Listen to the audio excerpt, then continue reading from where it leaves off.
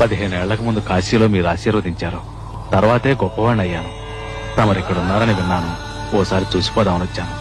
ఈ కానుక స్వీకరించండి. ఏమిటిది?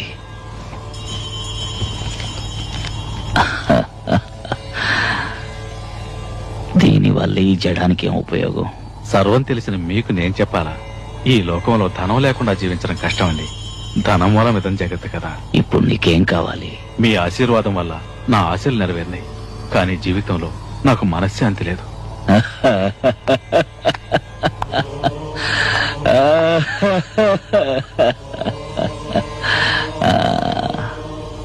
ధనమూలం ఇదం జగత్తని ఇందాకేగా అన్నావు.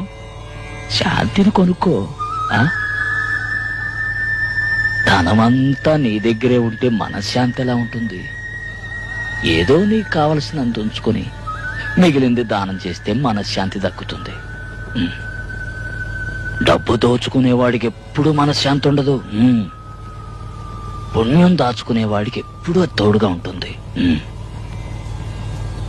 అవును, పుట్టేటప్పుడు ఏం తీసుకురాలేదు, పోయేప్పుడు తీసుకుపోయేది లేదు. ఇక దేనికయ్యా నీది నాదన్న స్వార్థం? అయ్యయ్యో, వెళ్ళు వెళ్ళు.